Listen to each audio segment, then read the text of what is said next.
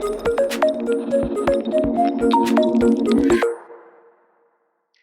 I'm Patti Niemi. I have been a percussionist with the San Francisco Opera Orchestra for 29 years now, and I wrote a book called Sticking It Out, which is my journey to becoming a musician in that orchestra through Juilliard and the New World Symphony.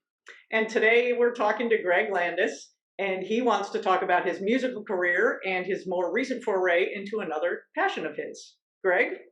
Terrific. Hi, everybody. So I've got my Zoom camera, which I use for my teaching in sort of my studio area. I just wanted to show everybody where I do a lot of my work, my musical work. And so I am going to now switch over to my FaceTime camera. There we go. I hope the light is good. Hello, everyone.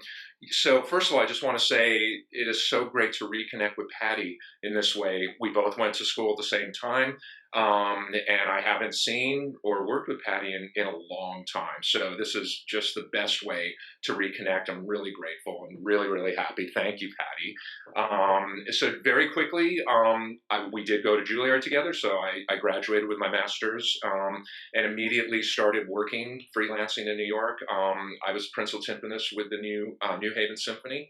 I won that job before I graduated, and I was also already subbing on Broadway before school, my second year of school completed. So I was, dumped into the musical scene very quickly, and have continued over the years doing different things, either theater, Broadway, off-Broadway projects, orchestral. They have sort of become a little fewer in recent years. A lot of teaching, which has been really, really gratifying. And I have a duo with my brother called Synchronicity. So my brother's a very fine concert pianist, and the two of us created actually the first thing we did was at Juilliard. There was a Juilliard percussion ensemble concert, and we did the Cherubin Timpani Sonata. We did one movement, and Garrett accompanied me. Yeah, and he also accompanied me on my Juilliard audition. So that got us thinking about working together, and we created this great duo. It's one of my proudest accomplishments, musical, called Synchronicity, and there are many videos and things out on YouTube and at our website that anyone can watch if they wish. So this is probably, a good thumbnail sketch of what I've been doing since getting out of school. So we overlapped in 1987, which is 34 years ago. Yeah, it's pretty good. Would you say that's pretty good representation of your last 34 years? A lot of teaching, Broadway, symphonic work. Is that essentially what's been going on? And also, have you had some musical highlights you want to talk about? Absolutely. So, I think for all of us at the time, it was about getting an orchestral job. I remember I was one of the few drum set players that was at Juilliard at the time. Really? The school now has an amazing jazz program, but, when we were there, none of that really existed. So it was important for me to be very versatile. So, drum set playing as well as percussion, theater-wise, I could cover drum books or percussion and play orchestrally. That was really important. And so getting out of school was all about performance. As the years went by, teaching took on a much greater importance, not only financially for me, but also it just became a greater focus than it had been when I first got out of school. But it's fair to say that it's been a very performance and teaching-based career since getting out of school. Absolutely. Highlights, as I said, the duo that I have with my brother, who we've played with. We've played with Paquito de Rivera. We've played with amazing local musicians. Robin Eubanks, he's actually the Eubanks family. So Kevin was the MD for the Leno show, but his brother is a phenomenal trombonist, and we've done some recording with him. So the duo does a lot of crossover.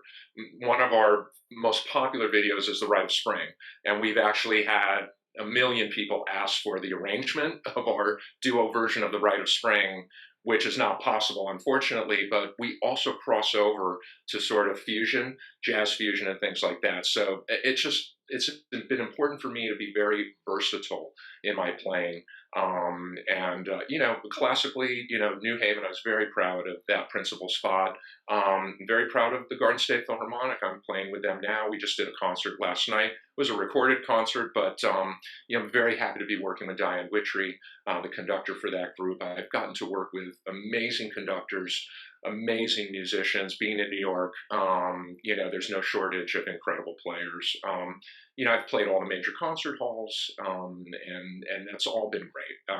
I've worked with Stephen Sondheim, as far as theater related stuff, with Lin-Manuel, who's done Hamilton, and In the Heights. I actually played the drum book for In the Heights, which was probably one of the hardest things I've ever played as a drum set player. So I've crossed paths with a lot of incredibly talented, gifted people. And so I feel blessed and very, very fortunate and very grateful to have had the experiences that I've had in my career so far. So it sounds like these 34 years, it seems to have met your expectations. Can you go a little bit into that? Like, what did you expect when you were at Juilliard, and looking back 34 years now, or actually you graduated in 89, right? In 89, right. Together. So, yes. Okay, 32 years. Right. Has it met your personal and professional and financial expectations? Yeah, that we could talk for a very long time, which we won't, about all of that. I would say that from a creative standpoint, it has absolutely met my expectations and gone far beyond, as far as the gratification and satisfaction of the kind of music that I get to play. Financially, we have a home, you can see. I have always, music has provided a living for me, in all its different variations. And of course, we all find ways to continue in this line, and have to be creative, and we're going to get to what I've had to do during COVID. But I feel very blessed. I'm not going to be a rich person. I'll probably never retire, and have to keep playing as long as my hands and my heart and my mind will hold out. But I feel very grateful that I've been able to sustain a living as a musician and a teacher for all of these years. So yes. You mentioned something, and I'm wondering about talking to students, people coming up the other side of this right now who are in school. You said you started to play in school. Was that by design? Was it a financial necessity? Like, I need to start doing this? Tell me about that a little bit. It's an excellent question. No, I just happened to have a teacher of mine from San Francisco who was playing Gypsy on Broadway. Was a huge hit at the time, and it's a fantastic show musically to play. Who, the percussionist was looking for subs, and he recommended me. As we all know, it's a very intimidating thing to try to learn a show, get no rehearsal at all, and be dropped in to a situation like that. But it went very well. And no, I wasn't really looking for it. But I was so happy to, have been given the opportunity while I was still in school. It was not financially motivated. I was just really happy to get the opportunity to do it. And the New Haven audition that I won was completely by chance. The Honolulu Symphony was having auditions the same day. Wow. And I took Honolulu, and a good friend of ours and colleague, Paul Hostetter, said, "Hey, I'm going out to New Haven to take this timpani audition. Why don't you come along?" I don't even think I was registered, for the audition. I went out and I took it, and he and I were the finalists, and I ended up winning that. So it just was very lucky, happenstance. I had to play well, but those two things came along. Just the universe brought them to me, and I was just really, really lucky to get that right out of school. Yeah, it was terrific. I think it is a good lesson, like that whether financially motivated or performance-wise, experience motivated, you can be in school and start this process, especially as a master's. Absolutely. Start getting out there in your community, playing gigs, getting to know the musicians that you're going to work with. So that's a good lesson. Without a doubt. And that very early networking taught me a lot about the importance of the business of what we do, and reaching out to people, being very smart, gracious about how you connect with people. And and I had hard lessons over the years of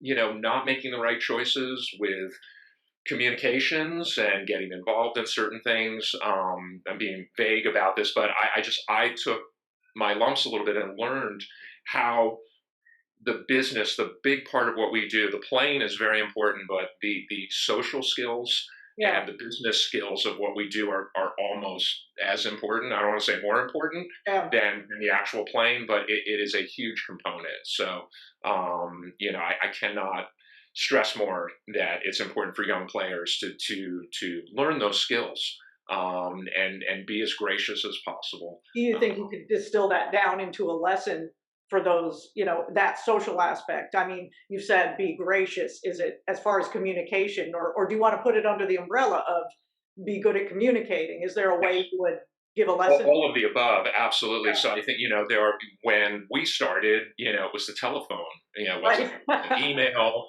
There wasn't all of the myriad ways that we communicate now.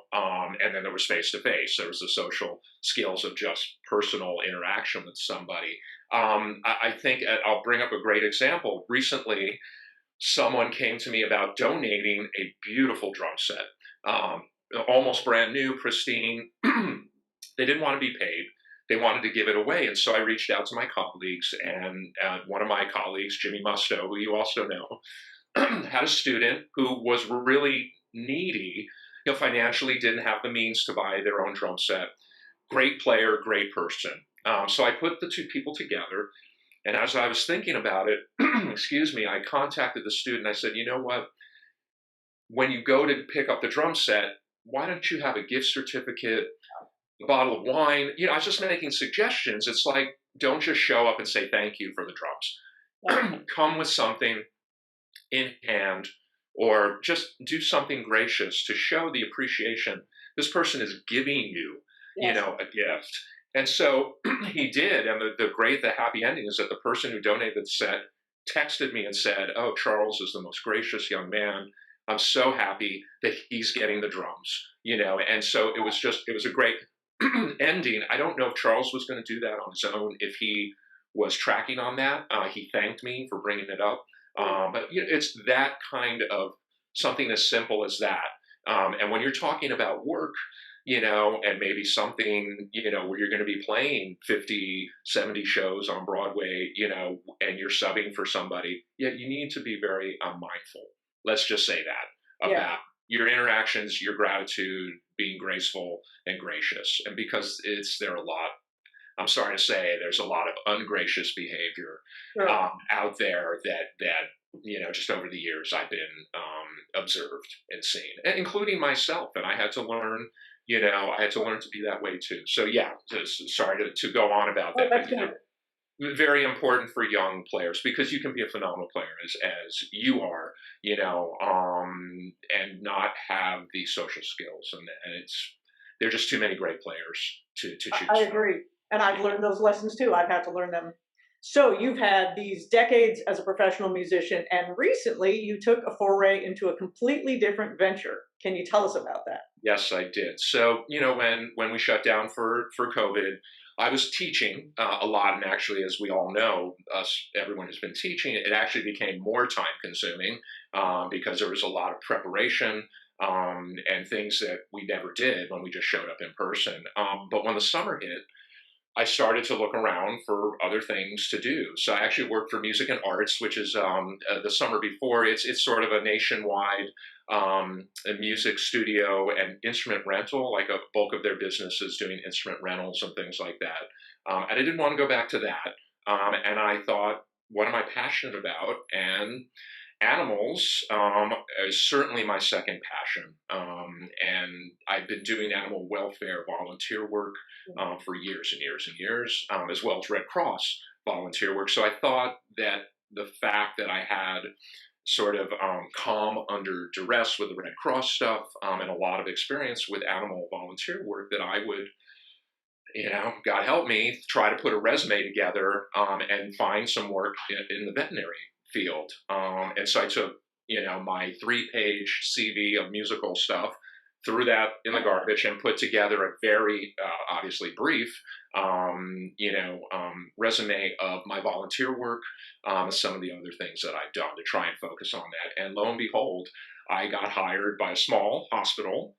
It was sort of a connection through my volunteer work, and he was very honest with me, said, I'm sort of hedging my bets with you.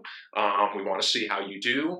We'll just see how it goes. And I got dropped in the deep end. It was sink or swim. I had experience with animals, but restraining an animal who's being examined or given a vaccine or having blood drawn is a whole different situation. I had to learn how to read medical charts and medical files, be very quick with intake.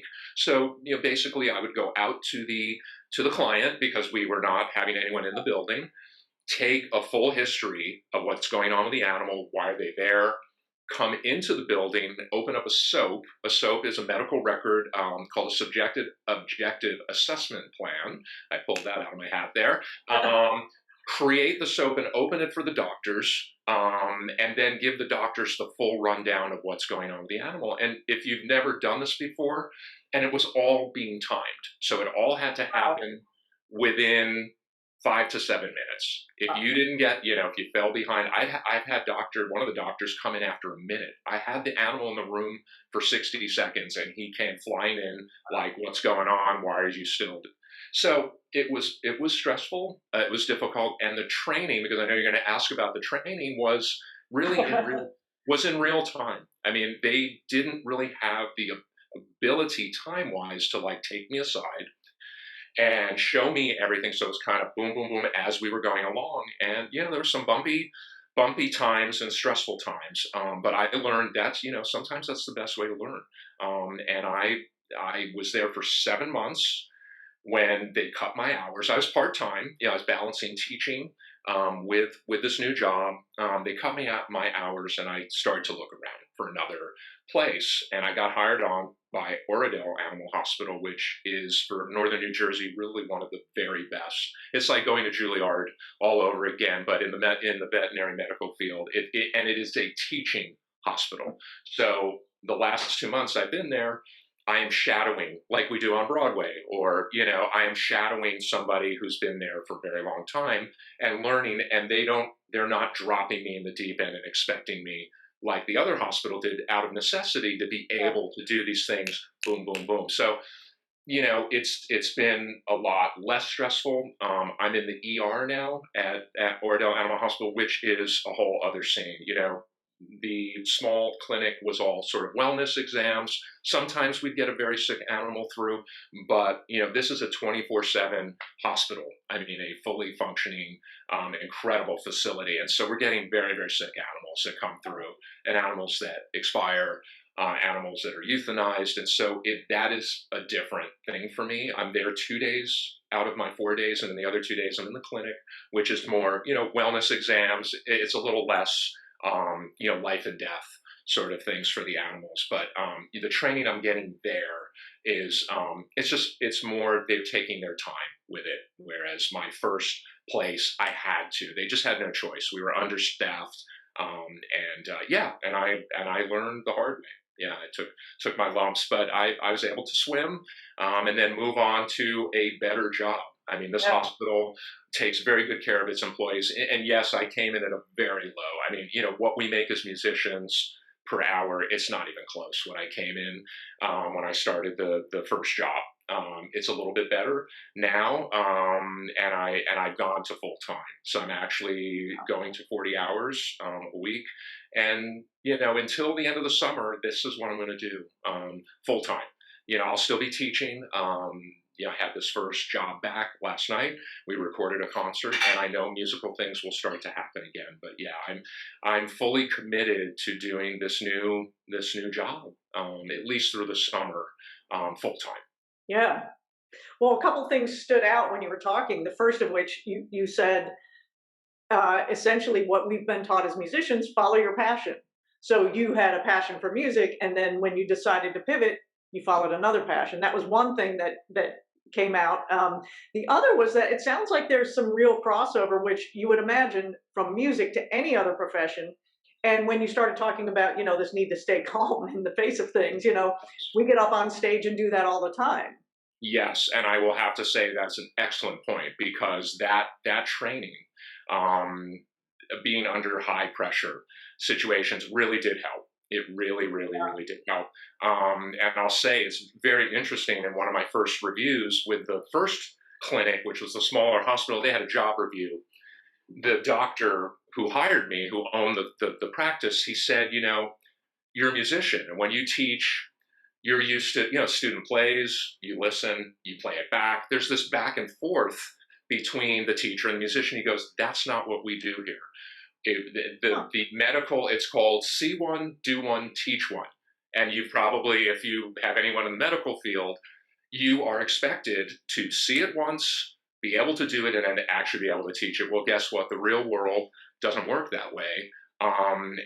But he acknowledged that. That was very, very astute of him because he knew I was a musician, and he could see that I was constantly looking for that reinforcement. I was asking a lot of questions, looking for confirmation, like we do as musicians. How should we play that passage? Okay, let's try it. And no, didn't work at that clinic, does work at the new hospital. They're giving me that opportunity. And I have to say the doctors, they had a huge staff, by and large, have been so supportive to me. Not only do they ask about my musical career, which a lot of the other doctors didn't at the other place, they let me ask as many questions as I want. It's just night and day between the two facilities. But, this is a working hospital and a training hospital. So, but having, yes, that ability to be calm under very stressful, playing bolero, right. We can think of a million high stress situations in our lives, going in, to a Broadway show for the first time and having to play that book, without any rehearsal, any practical rehearsal. So yes, it has helped a lot. I will say that I'm a practicing Buddhist as well. I found this practice about 11 years ago. That sort of faith-based, there is a faith in the universal law. It's different than Christianity or the Muslim faith, but it's still sort of a faith-based thing. That's been very helpful as well. But yes, you and I have that training of having to perform under, stressful or duress, or however you want to term it. So yes, great point. Wow. So I think you already spoke to this, but you said through the end of the summer, you'll be doing this full time. Do you see going forward, are you going to combine the two, or is that just kind of open to what the universe tells you after COVID? Yeah, that's an excellent question, and it's a big one. The simple answer is that I would love to be able to balance both. I think, practically very difficult, and it's going to take a major decision on my part to stay full time in the veterinary field. I could go part time, which is what I was doing before. I think we're going to have to see. I will have to see, and I will have to do some heavy thinking about things. You and I are from the same vintage. We've been doing this a long time. Without getting into things too deeply, right? Do I want to continue on exactly the way I've been musically? Do I want to morph it into a shared career space kind of thing? It's a good question, and I don't have an answer at this moment. The simple answer is that I would love to balance both. Yeah. I really enjoy the work, veterinary work. It's very different than making music. It's very hard work, and it's you miss a note. Could be job ramifications, but no one gets hurt. You misdose an animal or make a mistake with a living being, and there's a little more riding on the line with all of that. And so, I'm trying to be very, very careful with how I conduct myself when I'm at the hospital. And so, but yes, those same kinds of pressures, it is similar in that way. So I hope that I'll be able to balance them both. I would like to. It would be wonderful for the animals you care for as well. to have you there. Thank you. Well, that seems to be, people do see that with me. That shines through, that there's a true care and compassion for them. Sometimes too much. You need to That's be, okay. yeah, yeah. Well, in the hospital, sometimes you need to be a little more clinical Yeah, um, sure. Yeah.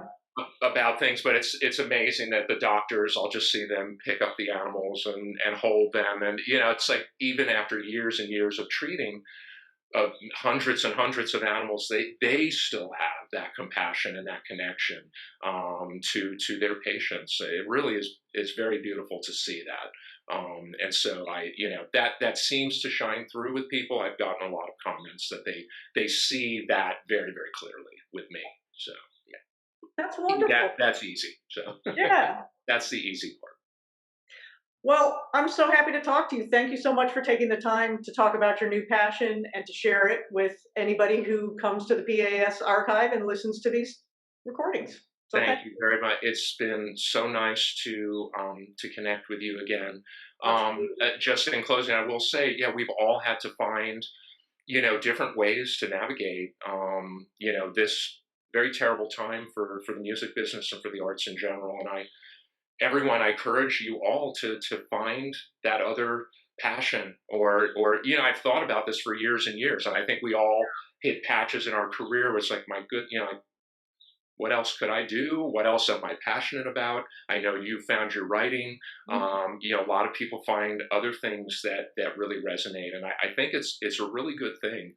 Even when things are good, and work is flowing, and that we find other things to fulfill our lives, and other skills. So I just, this fell on my lap. I went looking for it, but I was very lucky to get another opportunity to do something different. And I'm really happy that happened. So I encourage everybody. That's all I'm saying, Wonderful. to think about those other passions that are maybe outside the scope of our musical endeavors.